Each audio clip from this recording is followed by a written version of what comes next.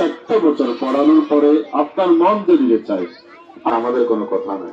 কুমিল্লার মনোহরগঞ্জ উপজেলার বসইয়া তালতলা দারুল উলুম নুরানী মাদ্রাসায় নতুন শিক্ষাবর্ষে সবক উদ্বোধন, পুরস্কার বিতরণ ও অভিভাবক সমাবেশ অনুষ্ঠিত হয়েছে।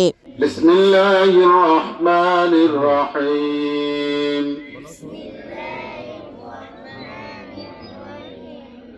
আল্লাহুম্মা সাল্লি আলা মুহাম্মাদিন ওয়া আলা আলি মুহাম্মাদ।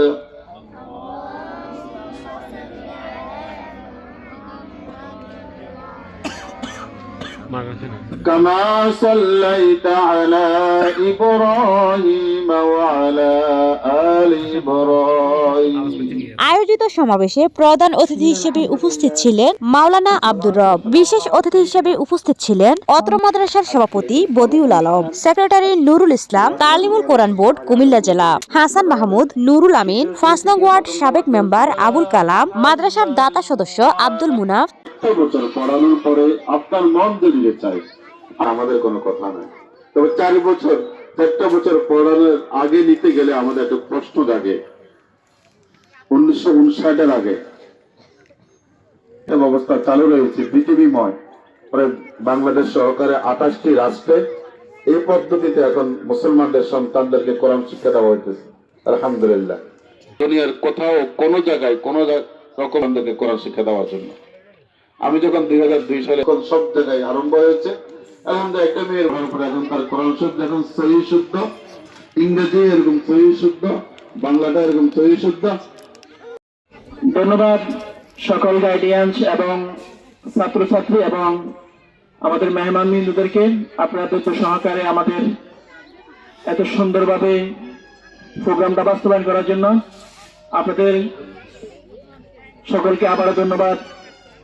বিশেষ করে গাইডিয়ানদেরকে, আপনাদের কারণে আমাদের এত সুন্দর অনুষ্ঠান আমরা আয়োজন করতে পেরেছি। হাফেজ নাসিরউদ্দিন, হাফেজ শাহজালাল, প্রতিষ্ঠাতা পরিচালক বসইয়া তালতলা দারুল উলুম নুরানী মাদ্রাসা। এছাড়া এই সময় শিক্ষক, শিক্ষার্থী, এলাকার গণ্যমান্য ব্যক্তিবর্গ ও অভিভাবকগণ উপস্থিত ছিলেন।